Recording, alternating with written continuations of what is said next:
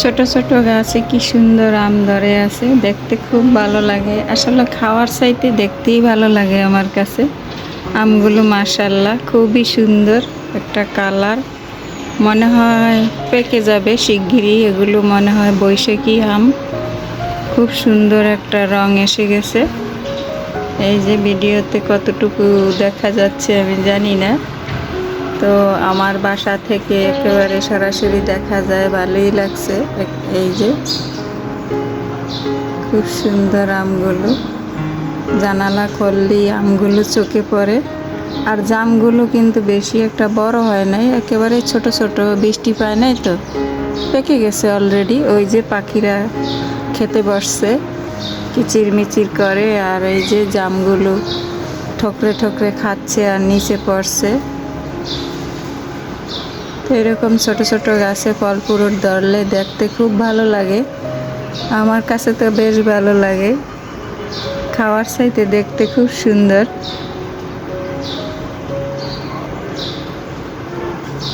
সবাই নাস্তা করে, ডাইনিংয়ের কি অবস্থা করে রেখে গেছে। এই যে দেখুন, আমাদের অফ ক্যামেরার পিছনে কত এলোমেলো থাকে, তো এলোমেলো ডাইনিংটা এখন অফ ক্যামেরায় গুছিয়ে নেব।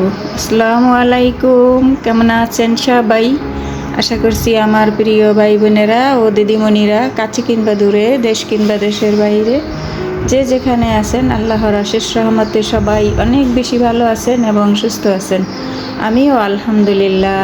এই তো আপনাদের মাঝে আবার ফিরে এসেছি নতুন দিনে নতুন একটা ভিডিও নিয়ে। আশা রাখতেছি আমার আজকের ভিডিওটিও আপনাদের কাছে ভালো লাগবে ইনশাআল্লাহ। তো এই তো সাদামাটা টেবিলটাকে এখন আমি অফ ক্যামেরায় গুছিয়ে নেব। হাতের কাজগুলো সেরে এই তো এখন বারান্দায় একটু চলে আসলাম। মাশাআল্লাহ দিলে এই তো বেলি ফুল ফুটে গেছে মাশাআল্লাহ। সবগুলো একসাথে ফুটলে দেখতে খুব ভালো লাগে। এই তো মোটামুটি সবগুলোই ফুটে গেছে, খুবই ভালো লাগছে। আর বেলি ফুলের এত একটা সুন্দর ঘ্রাণ, একেবারে মানে রুম ভরে যায় ঘ্রাণে, ভালোই লাগছে। আসলে নিজের হাতে গাছ লাগানোর, গাছে যদি ফুল ফল ধরে খুবই আনন্দ লাগে। তো একটু দেখে গেলাম মাশাআল্লাহ। গাছে গাছে আম, কাঁঠাল, দেখতে খুব ভালো লাগে।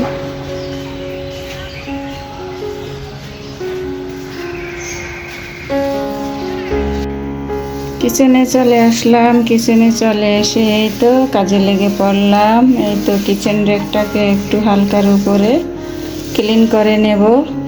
তো আমি তো বরাবরই এই কাজগুলো করি, তো সব আপুরাই করে। তো সব আপুরাই, সব গৃহিণীরাই চায় যে নিজের রান্নাঘর বা নিজের ঘরটা একটু পরিপাটি থাক।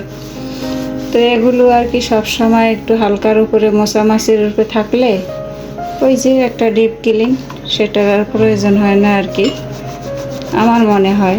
তো আমার তো হয় না, জানি না কার কীরকম। তো দেখেন, দুই একদিন পর পরই কিন্তু এগুলো ক্লিন করা হয়, তারপরও এত ময়লা, এত ধুলাবালি কোথায় থেকে যে আসে বুঝতে পারি না।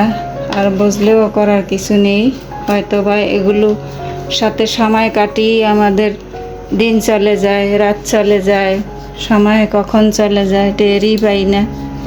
আসলে মানুষের জীবনে কাজকর্ম না থাকলে আমার মনে হয় কি যে একটা অবস্থা হতো, সময় কাটতেই না। তো এখন কাজ করতে করতে সময় কিন্তু চলে যায়, একদিক থেকে আমার কাছে ভালোই লাগে।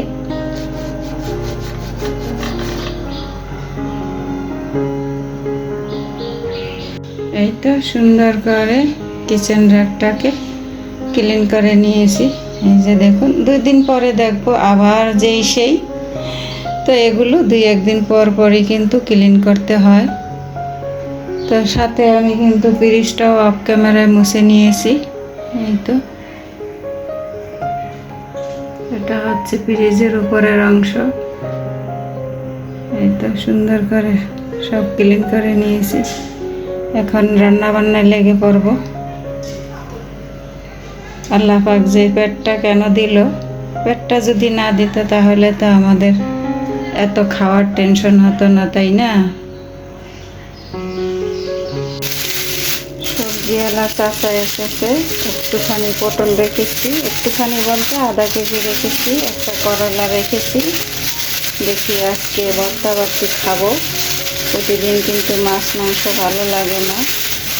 আজকে ভাবনা চিন্তা করছি পটলের ভর্তা বানাবো। ও 2টা লেবু রেখেছি, লেবু আছে যদিও, কিন্তু লোকটা 5 টাকা দিতে পারেনি বলে 2টা লেবু দিয়ে দিছে। আর করলার ভর্তাও আমার কাছে বেশ ভালো লাগে, কিন্তু অন্যান্য সদস্যরা তো খাবে না। তো দেখি ভাজি করলে খায়, মোটামুটি 2-1 জনে খায়। করলা ফেভারিট হয়েছে আমার। আমি করলা ভাজি বলুন, রান্না বলুন, ভর্তা বলুন, যেভাবে দেবেন সেভাবেই খেয়ে নেই। এই তো লেবুগুলো মনে ভালো হবে, দেখেই বোঝা যাচ্ছে রস হবে। যেসব লেবুতে রস থাকে সেসব লেবুর খোসা থাকবে পাতলা, তাহলেই বোঝা যাবে যে ওইসব লেবু পোক্ত হয়েছে এবং রস হয়েছে।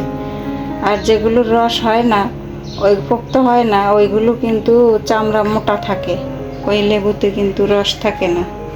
তো এগুলো এখন অফ ক্যামেরায় কাটাকুটি করে নেব। অফ ক্যামেরায় পটলগুলো কেটে ধুয়ে এই তো সিদ্ধ বসিয়ে দিলাম।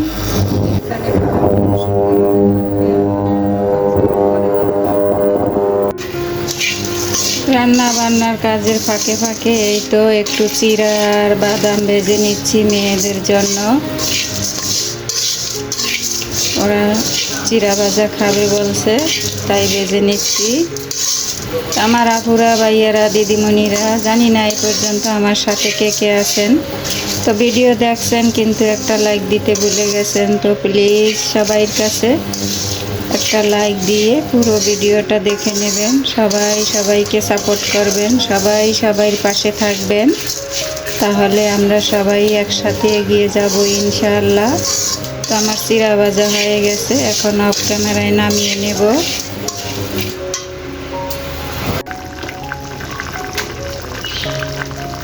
একটা রান্না হয়ে গেছে, বেগুন দিয়ে দর্গি মাছ দিয়ে রান্না করে নিয়েছি।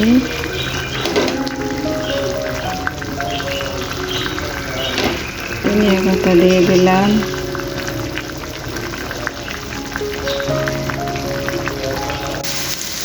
ভর্তা করার জন্য এখানে পেঁয়াজ, রসুন, শুকনো মরিচ তেলে ভেজে নিতেছি।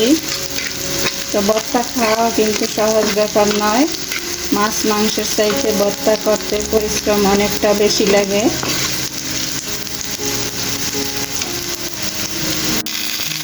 পেঁয়াজ রসুনগুলো ভেজে এখন আমি এই যে সিদ্ধ করা পটল আর অপশনের একটা আলু দিয়েছিলাম, সেগুলো এখন একটু তেলের মধ্যে একটু ভেজে নিতেছি। বলেছিলাম আজকে মাছ রান্না করব না, তারপরও ওই তো একটুখানি বেগুন দিয়ে দর্গি মাছটা রান্না করে নিলাম আপনাদের ভাইয়ের জন্য। তার মাছ না হলে কিন্তু ভাত খাওয়া চলে না। তা আমাদের কিন্তু সেই রকম ব্যাপার নেই, আমাদের একটা হলেই হলো, কিন্তু তার মাছ চাই চাই। তো তার কথা ভেবে ওই মাছের তরকারিটা করেছি। আর এখন এই তো করলা ভাজিটা বসিয়ে দিয়েছি। করলা ভাজি তো সে খাই না, বলে টাকা দিয়ে কে তিতা কিনে খায়। ভর্তার সাথে চিংড়ি মাছ না দিলে হয়, চিংড়ি মাছের কথা ভুলেই গিয়েছিলাম। তো এখন আবার এই তো তেলে ভেজে নিচ্ছি চিংড়ি মাছ। চিংড়ি মাছ দিয়ে পটল ভর্তা খেতে কিন্তু দারুণ মজা, কিন্তু ভর্তা করতে আবার মজা বের হয়ে যায়। এই হইল অবস্থা। গরমের মধ্যে রান্না বান্না করতে প্রচুর কষ্ট, রান্না বান্না ডান। এই তো মাছের তরকারি, করলা ভাজি, লবণীয় পটল ভর্তা। তো কাজকর্ম করে একেবারে হাঁপিয়ে গেছি। এখন এই তো আমি একটু টক দই দিয়ে গোল বানিয়ে খাবো। তো এটা খেলে কিন্তু গরমের মধ্যে খুব ভালো লাগে। ডিপে ছিল তো নর্মাল হয়ে যাবে। তো খাই তো ঠান্ডার জন্য, কিন্তু আমার তো সমস্যা আছে, সেই জন্য এখন ঠান্ডা বেশি খাই না, ঠান্ডা খাওয়া বাদই দিয়ে দিছি। তারপরও প্রচুর গরম আজকে ভাবলাম যা হয় হোক, রান্না বান্না করছি, অনেক গরম লাগছে। আজকে একটু টক দইয়ের গোল বানিয়ে খাবো। তো নিয়ে নিলাম পরিমাণ মতো টক দই, দিয়ে দিচ্ছি চিনি। আমি কিন্তু টক দই খেতে খুব পছন্দ করি, বিশেষ করে আমার জেলার টক দই বেশি মজা। তারপরেও এখানে মাঝে মধ্যে পাওয়া যায়, তো যতটুকুই পাওয়া যায় আলহামদুলিল্লাহ। আমি কিন্তু মিষ্টি দই খাই না। এখন এই তো নর্মাল পানি দিয়ে আমি গোলটা বানাবো, যেহেতু দধিটা ডিপে ছিল সেই জন্য আর ঠান্ডা পানি ব্যবহার করলাম না। তো এরকম রোদ্রের মধ্যে ঠান্ডা ঠান্ডা গোল বানিয়ে খেলে কিন্তু ভালোই লাগে বেশ। তো আমার ভিডিওটি আজ এই গোল খেতে খেতেই বিদায় নিয়ে যাব। তো সবাই ভালো থাকবেন, সুস্থ থাকবেন, নিরাপদে থাকবেন। দেখা হবে আবার নতুন কোনো ভিডিওর মাধ্যমে। আল্লাহ হাফেজ। আসসালামু আলাইকুম ওয়া রাহমাতুল্লাহি ওয়া বারাকাতুহু।